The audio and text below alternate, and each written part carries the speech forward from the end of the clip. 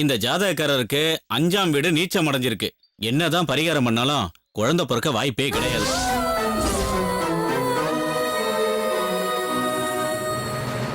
ஆமா, நேத்து என்ன பார்க்க வரும்போது ஒரு பொண்ணு கூட வந்தீங்களே, அந்த பொண்ணு வரலையா?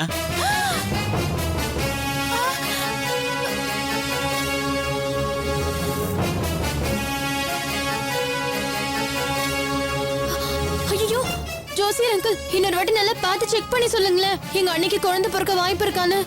இருந்தா சொல்ல மாட்டேனாமா. எனக்கு தெரிஞ்ச வரைக்கும் இந்த ஜாதகக்காரருக்கு தாயாகிற வாய்ப்பே கிடையாது. வேணும்னா 21 வெள்ளிக்கிழமை முப்பாத்தம்மனுக்கு நெய் விளக்கு ஏத்தி வைக்க சொல்லுங்க. ஒருவேளை அந்த அம்மன் கருணை காட்டினா இந்த ஜாதகக்காரருக்கு தாயாகிற வாய்ப்பு இருக்கு. அக்கா அக்கா எங்க போற? ஏண்டா வாடங்க, எவ்வளவு தைரியம் இருந்தா இவ கூட சேர்ந்துக்கிட்டு கூட பிறந்த அக்காக்கே நீ சதி பண்ணுவ. எனக்கு குழந்தை பிறக்கிறதுக்கு பரிகாரம் பண்ணலாமா வேணாமான்னு முடிவு பண்றதுக்கு இவ யாருடா? அண்ணி அப்படி எல்லாம் சொல்லாதீங்க அண்ணி. உங்களுக்கு ஏதாவது பிரச்சனைனா அதை சால்வ் பண்ணி வைக்கிறதுக்கு எனக்கு உரிமை இருக்கு. உங்களுக்கு பரிகாரம் எல்லாம் பண்ணி குழந்தை பிறந்துச்சுன்னா நீங்களும் சந்தோஷமா இருப்பீங்க, அண்ணனும் நிம்மதியா இருப்பாருன்னா இப்படி எல்லாம் பண்ண. ஆனா இந்த ஜோசியர் அங்கிள் இப்படி எல்லாம் சொல்லுவாரு யாருக்கு தெரியும் சொல்லுங்க பாக்கலாம். நான் ஏதாவது தப்பா செஞ்சிருந்தா என்ன மன்னிச்சிருங்க அண்ணி. ஏண்டி எனக்கு குழந்தை பிறக்காதுன்னு முடிவு பண்ணிக்கிட்டு உங்க அண்ணனுக்கு இன்னொரு கல்யாணம் பண்ணலன்னா இப்படி எல்லாம் செஞ்சுட்டு இருக்க. இதுல இவனை வேற கூட்டு சேர்த்துக்கிறியா? இத பாருடி, நான் உன்னை சும்மா விட மாட்டேன். பாக்கலாண்டி, நீ ஜெயிக்கிறியா இல்ல நான் ஜெயிக்கிறேன் நானு. தள்ளுடா அண்ணி. அண்ணி நில்லுங்க அண்ணி. ஐயோ என்னம்மா இப்படி ஆயிடுச்சு, இப்ப என்ன பண்றது? சரி சுபு, நீ ஒண்ணும் கவலைப்படாத. கதிர் மாமா நான் இருக்கேன்ல. இந்தாங்க இந்தாமா போலாமா? வரேன் ஜோசியர் அங்கிள்.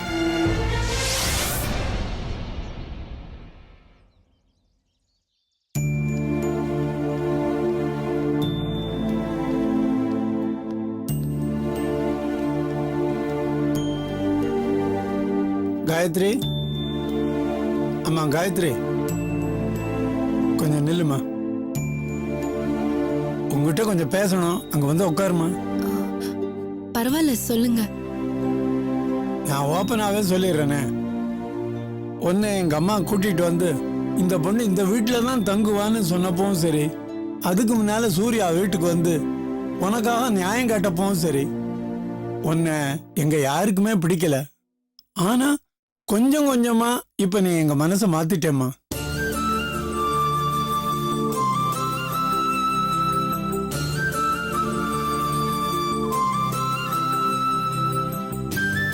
அதுலயும் விஜய் உங்ககிட்ட தப்பா நடந்துக்க முயற்சி எடுத்தப்ப கூட நீ அதை பெருசா எடுத்துக்காம பாட்டிக்கிட்ட அவனுக்காக பறிஞ்சு பேசி சமாதானப்படுத்தினிய. அதெல்லாம் எங்கனால மறக்கவே முடியலம்மா. இல்ல வித்யா? ஆமாமா, இல்லையா பின்ன எவ்வளவு பெரிய உதவி அது. அவ்வளவு சீக்கிரம் அதை மறந்துட முடியுமா என்ன? அதே மாதிரி இப்பவும் எங்களுக்காக ஒரு உதவி செய்யணும்மா. என் பையன் விஜய் உன் ஃப்ரெண்டு ரேணுகாவை எவ்வளவு உயிருக்கு உயிரா காதலிக்கிறான்னு உனக்கு தெரியுமா? ஆனா இந்த பொண்ணு தான் இத புரிஞ்சிக்கவே மாட்டேங்கிறாமா. அப்பப்ப எதையாவது சொல்லி விஜய் மனச நோகடிக்கிறதுலயே வேலையா இருக்காமா. இப்ப கூட அப்படித்தான் ஒரு பிரச்சனை. கொஞ்ச நாளைக்கு முன்னால ரேணுகாவோட அப்பா விஜயை கூப்பிட்டு, நீ ஏதாவது ஒரு வேலைக்கு போய் செட்டில் ஆயிடு, அப்பதான் என் பொண்ணை கல்யாணம் பண்ணி கொடுக்கறத பத்தி யோசனை பண்ண முடியும்னு சொல்லியிருக்காருமா. என் பையன் எதுக்குமா வேலைக்கு போகணும்? எங்களுக்கு இருக்கிற சொத்தை 2-3 தலைமுறைக்கு வருமே, உட்காந்து சாப்பிட்டாலும் அழியாதுமா. அதுவும் இல்லாம வரப்போற சம்பந்திக்கிட்ட 100 கோடி 150 கோடி சொத்து இருக்கு. அவன் ஏன் வேலைக்கு போகணும் நீ சொல்லு? என் பையனுக்கும் சரி எனக்கும் சரி ஒருத்தருட்ட கை நீட்டி சம்பளம் வாங்கி அடிமை மாதிரி வேலை செய்யறது பிடிக்காதுமா. வேற வழி இல்லாம ரேணுகாவை மிஸ் பண்ணக்கூடாதுங்கிறதுனால இல்லாத ஒரு கம்பெனி பேர்ல வேலை செய்யறதா ஒரு அப்பாயின்மெண்ட் ஆர்டர் ரெடி பண்ணணும். வித்யா தான் அதை ரெடி பண்ணி கொடுத்தா. நீ ஏன் சொல்லுமா, இதுல என்னமா தப்பு? இது தப்புன்னு சொல்லி உன் ஃப்ரெண்டு என் பையன் மேல கோவிச்சிட்டு போயிட்டாமா. இப்பதான் விஜய் போன் பண்ணி ரேணுகா திட்டிட்டு போனதை சொன்னாமா. நீதாம்மா அவன் ஃப்ரெண்டு கிட்ட பேசி எப்படியாவது 2 பேரையும் சேர்த்து வைக்கணும்.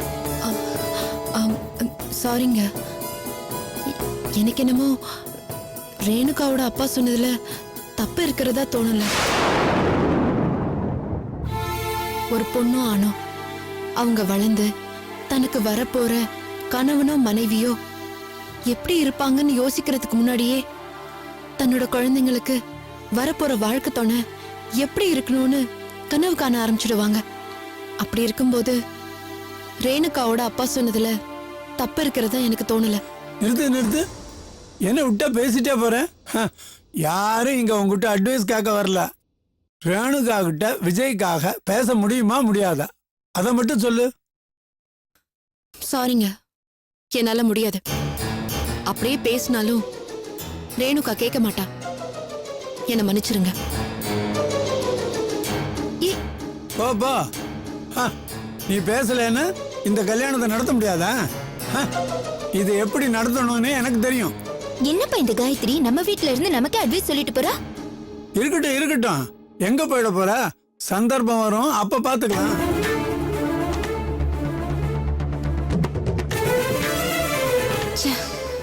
விஜயோட அப்பா தங்கச்சி எல்லாம் ஏன் இப்படி இருக்காங்க?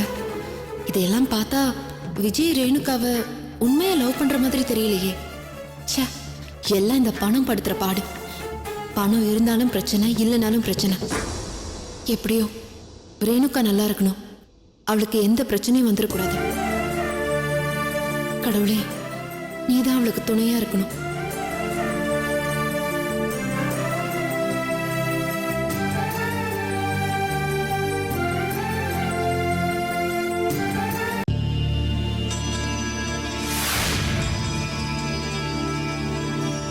வெளியில போறவரு எங்க போறீங்கன்னு கேட்டா தப்பாயிடும். அதனால போறவரு எங்க போறாருன்னு சொல்லிட்டு போனா குறைஞ்சா போயிடும். உங்கள்கிட்ட சொல்லிட்டு போறது எனக்கு ஆட்சேபனையும் கிடையாது. சொல்லக்கூடாத இடத்துக்கு போற ஆளு நான் கிடையாது.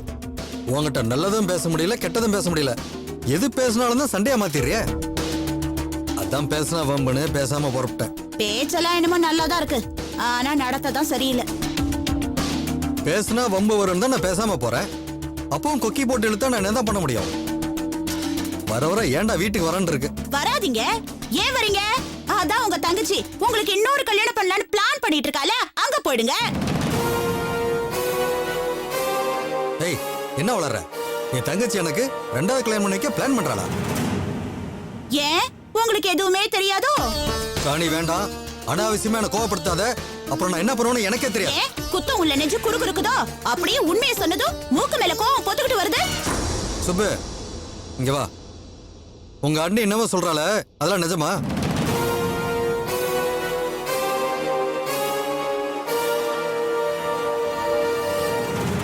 நீ இனிமே எனக்கு ரெண்டாவது கல்யாணம் பண்ணி வைக்க பிளான் பண்றியாமே, உண்மையா? ஐயோ, சத்தியமா அண்ணி நினைக்கிற மாதிரிலாம் எதுவும் கிடையாதுண்ணா. அண்ணி ஏதோ மனசுல வச்சுட்டு பேசிட்டு இருக்காங்கன்னு நினைக்கிறேன். நான் அப்படி கனவுல கூட நினைச்சது இல்லைன்னா. கனவுல கூட நினைக்காம தான் எனக்கு குழந்தைய பொறுக்காதுன்னு அந்த ஜோசியக்காரன் வாயால சொல்ல வச்சியா? ஐயோ அக்கா, ஜோசியர் உன் ஜாதகத்தை பார்த்து அவரே சொன்னது. அதுக்கும் இதுக்கும் எந்த சம்மந்தமும் இல்ல. டேய் கதிர, என்னடா இதெல்லாம்? உங்க அக்கா ஒன்னு சொல்றா, என் தங்கச்சி ஒன்னு சொல்றா, நீ சம்மந்தம் இல்லைன்னு சொல்ற. என்னடா இதெல்லாம்? அது ஒண்ணும் இல்ல மாமா. நேத்து சுபு கிட்ட பேசிட்டு இருக்கும்போது அவங்க தான் சொன்னாங்க, உங்க அக்காவுக்கு குழந்தை இல்லாதனால ரொம்ப கோவப்படுறாங்க. ஒரு நல்ல ஜோசிய கிட்ட கொண்டு போய் காமிச்சீங்கன்னா என்ன காரணம்னு தெரிஞ்சுக்கலாம். அப்படியே ஏதாச்சும் பரிகாரம் பண்ணா குழந்தை பிறக்க வாய்ப்பு இருக்கும்னு சொன்னாங்க. அதனாலதான் நாங்க ஜோசியரை போய் பார்த்தோம். சுப்பு, இந்த ஜோசியம் பைத்தி என்ன ஒன்னு விட்டு போலையா?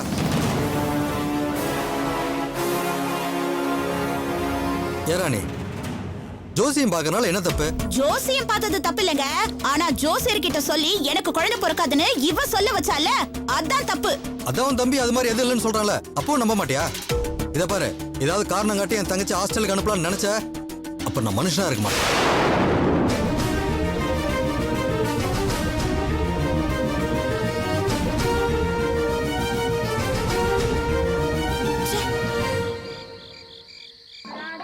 அப்பா, எவ்வளவு நேரமா கூப்பிட்டு இருக்கேன். சாப்பிட்டுட்டு வந்து டிவி பார்த்தா என்ன? அம்மா, நல்ல நல்ல பழைய பாட்டா போடுறாம்மா, பார்த்துட்டு அப்புறம் வந்து சாப்பிடுறேம்மா.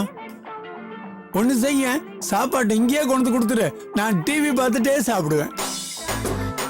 எங்க கொடுக்கறதுல எனக்கு ஒன்னும் ஆட்சேபணம் இல்ல. பாட்டி பார்த்தாங்கன்னா ராத்திரி தூங்க போற நேரத்துல அர்ச்சனை ரொம்ப அமோகமா நடக்கும். பரவாயில்லையா? வேண்டாம் வேண்டாம் வேண்டாம், நான் அங்கேயே வரேன். பாட்டு கேட்க கூட கொடுத்து வைக்கல. என்னம்மா டிவி பார்க்க விட மாட்டேங்கிறிய? சும்மா புலம்பாம சாப்பிட்டுட்டு போய் டிவி பாருங்க.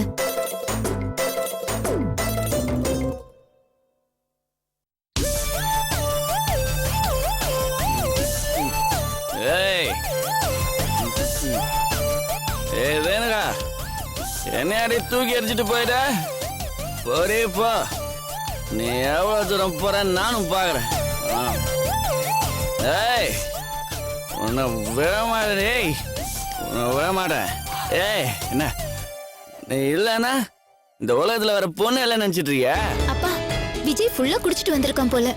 பாட்டிக்கு தெரிஞ்சது அவ்வளவுதான். முதல்ல அவனை ரூமுக்கு கொண்டு போய் விடுங்க.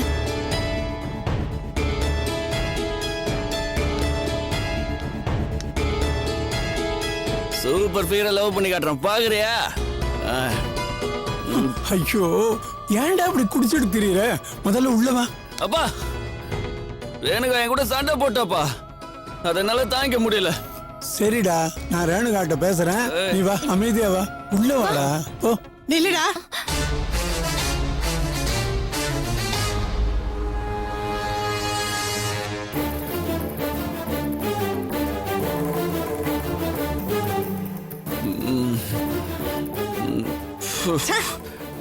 என்ன என்ன மறுபடியும் உன் பையன் குடிச்சிட்டு வந்திருக்கானா? இல்லம்மா, ஒரு 2 நாளா உடம்பு வலின்னு சொல்லிட்டு இருந்தான், அதான் லைட்டா போட்டுட்டு வந்துட்டானா? இல்லம்மா, இனிமே அந்த மாதிரி போடவே மாட்டாமா. டேய் குடிக்காதடா, பாட்டிக்கு பிடிக்காதுன்னு தெரியுமில்ல.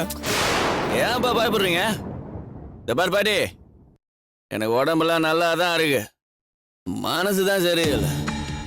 மனசு சரியில்லைன்னா எல்லாம் பண்ணலாம். பிரிஸ்கிரிப்ஷன் இல்லாம கொடுக்குற ஒரே மருந்து இதுதான். உங்களுக்கு கூட மனசு சரியில்லைன்னா ஒரு நல்லா இருந்த மனசுல அந்த ரேணுகா வார்த்தையாலே குத்திட்டு போயிட்டா. இப்ப என் மனசுல ரத்தம் வடியுது தெரியுமா? அதான் அந்த வலிய மறக்கிறதுக்காக குடிச்சேன். அதுக்கு என்னப்பா பெருசா கொலை குத்தம் பண்ண மாதிரி நடு வீட்டுல நிக்க வச்சு விசாரணை செஞ்சுட்டு இருக்கீங்க? என்னப்பா இவன்? டேய் ஏய் டேய், விஜய் விழுந்துட்டானே.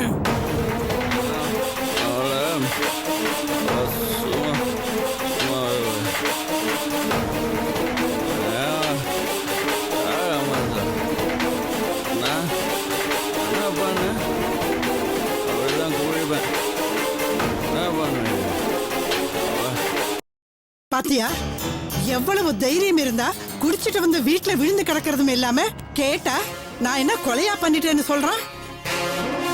அந்த அளவுக்கு குடிக்கிறது தப்பு இல்லைன்னு அவன் மனசுல பதிஞ்சிருக்கு. முதல் நாளே குடிச்சிட்டு வரும்போது அவனை கண்டிச்சிருந்தா இவன் இப்படி பேசுவானா? சின்னவங்க தப்பு செஞ்சா பெரியவங்க அதை கண்டிக்கணும். அப்பதான் அவங்களுக்கு பயம் இருக்கும். மறுபடியும் தப்பு செய்யறதுக்கு பயப்படுவாங்க. அதை விட்டுட்டு இப்படி மூடி மறைக்க நினைச்சா பின்னாடி ரொம்ப கஷ்டப்பட வேண்டி இருக்கும். வாயை திறந்தா பொய் பித்தலாட்டம். யாராவது ஒருத்தர் அப்படி இருந்தா பரவாயில்ல. குடும்பத்துல அம்மா அப்பா பையன் பொண்ணு எல்லாருமே அப்படித்தான் இருக்கீங்க. வேலை கிடைக்கணுங்கிறதுக்காக கோயில்ல யாகம் பண்றோன்னு ஒரு பொய், வேலை கிடைச்சிருச்சுன்னு ஒரு பொய், வேலை கிடைச்சதுக்கு கோயில்ல அர்ச்சனை பண்றேன்னு ஒரு பொய், தொட்டதுக்கெல்லாம் பொய் பொய், எதுக்கு எடுத்தாலும் பணம் பணம். இப்படி பொய்யா சொல்லிட்டு இருந்தா இந்த குடும்பத்துக்கு நல்லதில்லை. எனக்கு என்னமோ இதெல்லாம் சரியா படல. இப்படி மூடி மறைச்சிட்டா எனக்கு ஒண்ணும் தெரியாதுன்னு நினைச்சிட்டு இருக்கீங்களா?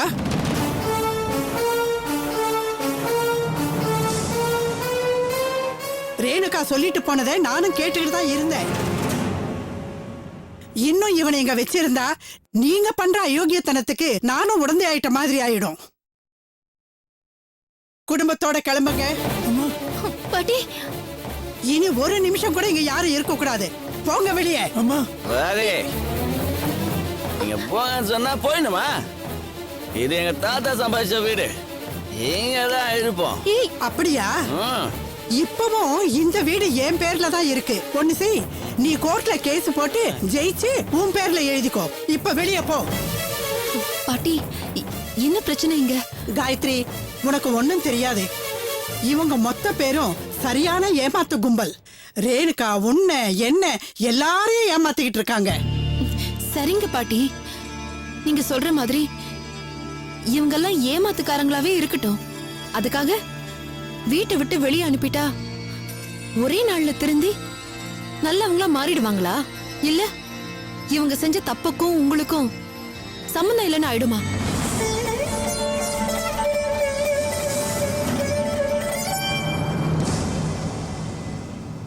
நீ என்ன சொன்னாலும் சரி காயத்ரி, நான் இவங்கள மன்னிக்கிறதாகவே இல்ல. இல்ல பாட்டி, எனக்காக நீங்க இவங்கள மன்னிச்சுதான் ஆகணும். நான் வீட்ல இருக்கும்போது நீங்க இவங்கள வெளியே விரட்டினா அந்த பழி எனக்கு தான் வந்து சேரும். ஏற்கனவே செய்யாத தப்புக்கு தண்டனை அனுபவிச்சுட்டு இருக்கேன். இதுல இந்த பாவத்தையும் சேர்த்து சுமக்க சொல்றீங்களா? பாட்டி ப்ளீஸ் பாட்டி, இந்த ஒரு தடவை மன்னிச்சு விட்டுருங்க பாட்டி. ஆமாம்மா, வீட்டை விட்டு துரத்தினா அவங்க எங்கம்மா போவோம்? பிளாட்ஃபாரத்துல இவ்வளவு. இதுதான் உங்களுக்கு கடைசி வாய்ப்பு. இன்னும் 10 நாள் டைம் கொடுக்கறேன். அதுக்குள்ள விஜய் ஒரு நல்ல வேலையில போய் சேரணும். அப்படி போகலன்னா காயத்ரி இல்ல, அந்த கடவுளே சொன்னாலும் கூட கேட்க மாட்டேன். எந்த தயவு தாட்சணியும் பார்க்க மாட்டேன். எல்லாரையும் கழுத்து பிடிச்சு வெளியே தள்ளிடுவேன். ஜாக்கிரதை.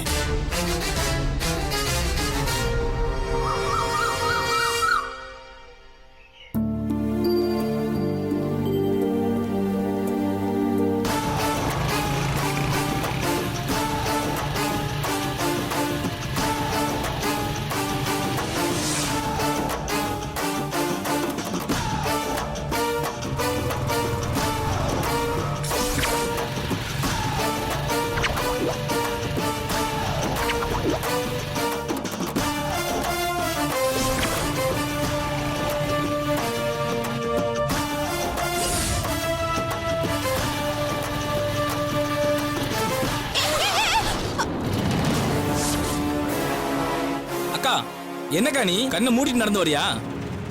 நான் மட்டும் பிரேக் போடாட்டி என்ன ஆயிருக்கும்? உன் வண்டிய காயிலாங்கடைக்காரன் வந்து பொறுக்கிட்டு போயிருப்பான். அது உச்சி வெயில் மண்டைய பொழக்குதுல, அதான் உனக்கு இவ்வளவு கோவம் வருது. வா வந்து வண்டியில ஏறி உட்காரு, உனக்கு ஜில்லுன்னு ஒரு சர்பத் வாங்கி தரேன்.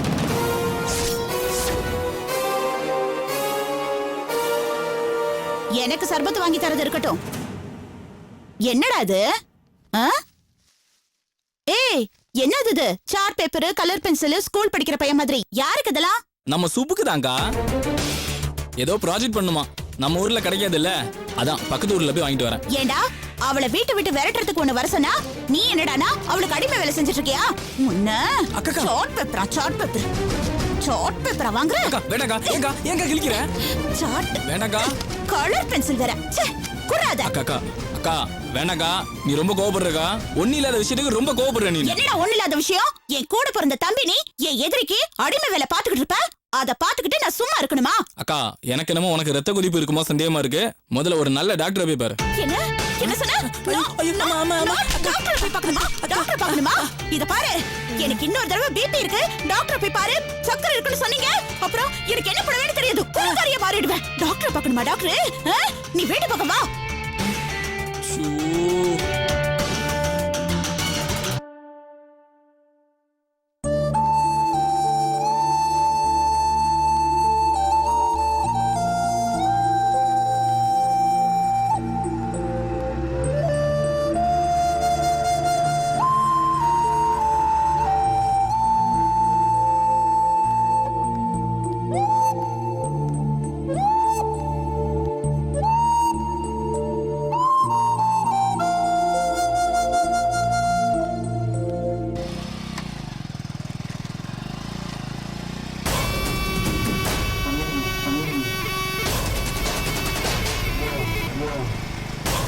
மச்சி, பொண்ணு அழகா இருக்கு, கரெக்ட் பண்ணி பார்க்கலாமா?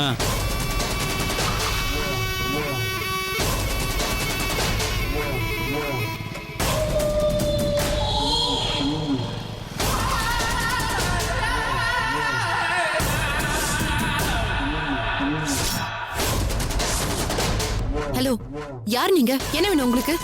நீ தான் வேணும். தயவு செஞ்சு போயிடுங்க ப்ளீஸ். டேய் மச்சான், பாவம்டா, பாக்கிறதுக்கு ரொம்ப பாவமா இருக்குடா. அப்படியா? பாவங்கிறியா? ஆமாண்டா. சரி, விட்டுருவோம். மச்சான், ஒரு கண்டிஷன்டா. என்னடா? இவ ஒரு நாள் எனக்கு கேர்ள் ஃப்ரெண்டா வரணும். அவ்வளவுதானே? அதெல்லாம் வருவாடா. என்னம்மா, ஓகேவா உனக்கு? ஏய், ஏன் இப்படி டார்ச்சர் பண்றீங்க? நீ மட்டும் சகப்பா இவ்வளவு அழகா இருந்துட்டு எங்களை டார்ச்சர் பண்ற? நாங்க பண்ணக்கூடாதா? சரி, வந்து வண்டியில ஏறு. மரியாதையா நீ ஏறிட்டேன்னு வச்சுக்கோ, அழகா கூட்டிட்டு போயிட்டு இதே இடத்துல கொண்டு வந்து இறக்கி விட்டுருவோம். இல்ல உன்னை எங்க ஆசைக்கு அனுபவிச்சுட்டு உன்னோட அழகான உடம்ப கூவத்துல மிதக்க விட்டுருவோம். எப்படி வசதி? ஏய் தூக்குடாமா விடு. பரவாயில்ல. ஏய், தூக்குடா. ஏய், என்ன விடு. ஏய், என்ன பண்ற? விடு, சொல்றேன்ல. ஏய், விடு. ஏய், ஏய், விடு. விடுன்னு சொல்றேன்ல. டேய் ஏய், கையெடுறா. சூர்யா டேய் விடுடா டேய் டேய் என்னடா பண்ற விடுடா டேய் டேய்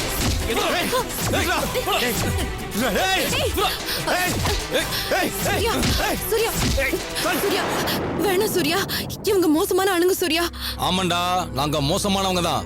ஒழுங்கா அந்த பொண்ணை விட்டு ஓடி போயிரு, இல்ல உன் உசுறு உன்னை விட்டு ஓடி போயிரும். டேய் உங்கள மாதிரி அயோக்கிய பசங்களை பார்த்து ஓடி போறதுக்கு நான் ஒன்றும் கோழை இல்லடா. உங்க விரல்ல கூட இவன் மேல பட விட மாட்டேன். சூர்யா சொன்ன கேளுங்க சூர்யா, வேணாம் சூர்யா. என்னடா சொன்ன? ஒரு விரல் கூட பட விட மாட்டியா? இப்ப படுறா.